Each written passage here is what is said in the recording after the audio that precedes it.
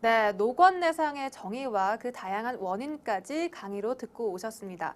사실 이 노건내상이라는 단어가 조금은 낯설고 어렵게 느껴질 수 있을 것 같은데요.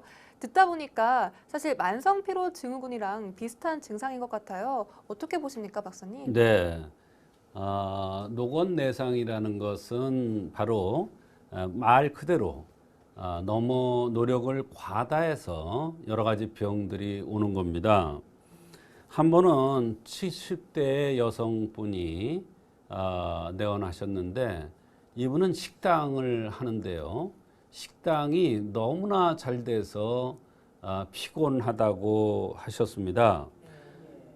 너무 힘이 들고 원래도 좀 마른 체질인데 자꾸 살이 빠진다고 했고 그런데도 식욕이 땡기지 않고 입안이 늘 헐어서 고통받고 있다고 했습니다. 보정이기탕이라는 원기를 돋구는 그런 한약을 투여 후에 입맛이 돌고 구내염이 덜하면서 피곤이 덜하다고 하는 경우가 있어서 소개를 합니다. 네, 그렇다면 생김새에서 알 수 있었던 특징은 없었을까요? 이분은 특징적으로 눈이 좀 들어간 형이었습니다. 눈이 들어갔다는 것은 위가 허하다는 것을 얘기해 주고 있고 원기가 많이 손상되면 또 눈이 들어갑니다. 그래서 이분은 눈이 들어가고 마른 체질이며 팔다리가 길게 생겼습니다. 이런 체질은 바로 원기가 부족하기 쉬운데 너무나 식당 일로 힘들고 바빠서 더욱 힘들었고 이분 소원이 살찌는 게 소원이랍니다. 그래서 밥을 잘 먹어야 되는데 밥맛이 없어서 고민이라고 하고 사실 눈은 비위에 속하고 눈이 들어간 것은 한의학에서 상당히 좋지 않게 봅니다. 눈이 들어간 사람은 심지어 너무 심하면 병이 심해지면 죽을 수도 있다. 이렇게까지 표현하고 있기 때문에 사실 눈이 들어간 것은 상당히 진단하는데 한의학에서는 중요하게 생각을 하는 것입니다. 네, 전에는 눈이 간과 연관되어 있기도 하다고 말씀을 하셨는데 그렇다면 눈이 비위와도 연관이 되어 있나 봐요. 그렇습니다. 눈이라는 것은 보는 관점이 매우 다양하기 때문에 눈을 전기의 메모리라 이렇게 보기도 하고 눈을 간의 구멍이다 이렇게 보기도 하고 또는 비위라는 관점에서 보기도 합니다. 살이 빠지거나 또 식욕이 없는 것이나 동반되는 주변 증상이라든가 맥이라든가 생긴 모습을 종합적으로 판단해야 합니다. 특히 이 여성분은 맥이 80, 84맥으로 비위에 떨어졌습니다. 그래서 눈을 비위라는 관점에서 볼 수도 있는 것입니다. 물론 증상들도 중요했고요.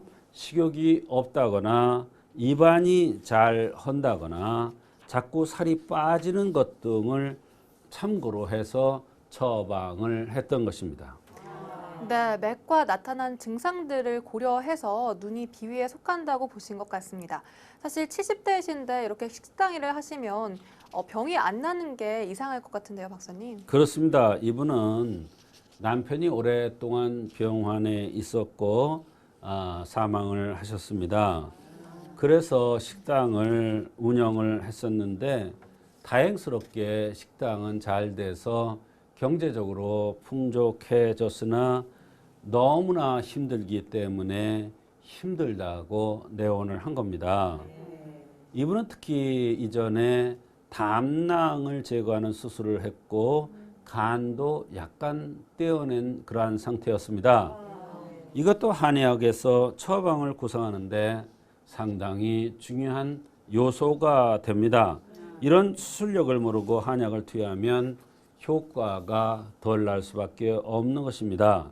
실제로 오랫동안 임상을 하다 보니까 전의 병력이나 수술력은 처방을 하는데 즉 병을 치료하는데 상당히 중요한 역할을 하고 있습니다. 네, 이렇게 환자의 구체적인 생김새나 병력에 대해서 소개를 해주셨는데요. 그렇다면 나타난 증상도 궁금합니다. 네, 이분은 등에서부터 옆구리까지 아프면서 뭐를 들어 올리기도 힘들다고 했고, 자다가 다리를 뻗으면 무릎이 너무너무 아프고 매운 것을 들면 바로 화장실을 가야 되고, 류마티스 관절염이라는 관절이 아파서 병원을 갔더니 이러한 병명을 얻었고, 밥을 먹다가 목에 막혀서 고생을 할 때가 있고 식욕도 없다고 했습니다. 식당 일이 잘 돼서 일이 많고 맵거나 자극성 있는 것을 들면 눈두덩이가 붓는다는 이러한 증상도 있고, 입이 쓸 때가 있고 소변에서 냄새도 많이 나고 속옷이 젖을 정도로 땀을 많이 흘리고 입병이 자주 나고 소변을 참기가 어렵다고 했습니다. 네, 정말 관절도 많이 안 좋으시고 식욕도 없으시고 그 밖에도 많은 다양한 증상들이 있었던 것 같은데요. 그렇습니다. 여러 가지 불편함을 많이 호소하고 있었습니다. 이런 경우 사실 처방을 올바로 구사하기는 쉽지 않습니다. 그러나 식당을 하면서 잘 되어서 무리를 한다는 점, 또 담낭을 제거했다는 점, 눈이 들어가고 마른 체질이라는 관점 등을 참고로 해서 처방을 했는데 치료 결과가 상당히 좋았던 것입니다. 네, 이분께서 보중익기탕이라는 한약을 들고 좋아지셨던 것 같은데요. 이 보중익기탕 어떤 한약인가요? 네, 보중익탕은 원기를 돋구는 그러한 한약이 되겠습니다. 특히 원기를 돋구는데 비위가 허약할 때 더욱 좋은 효과가 있습니다. 눈이 들어갔다는 것은 비위가 허약하다는 표시고, 보중익기탕이 바로 내상보기약의 대표적인 한약이 되었기 때문에 내상을 보고 원기를 돋궈주는 보중익기탕을 쓰고 많이 효과가 있었던 것입니다.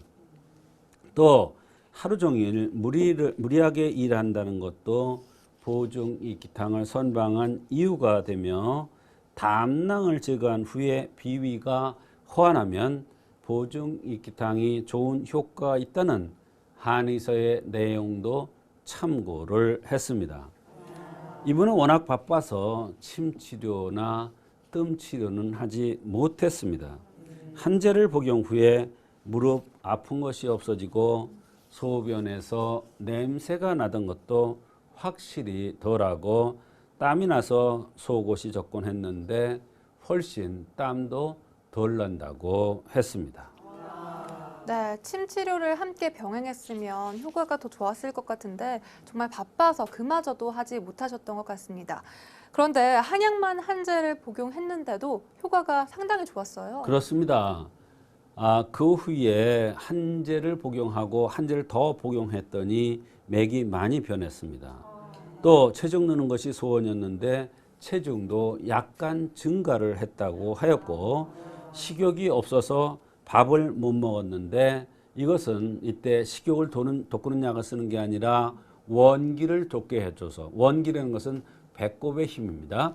원기를 돋게 해줘서 밑에서 끌어 잡아대려 주니까 바로 식욕이 좋아지고, 식욕이 좋아지니까 밥을 잘 먹어서 체중도 약간 증가를 했던 것입니다.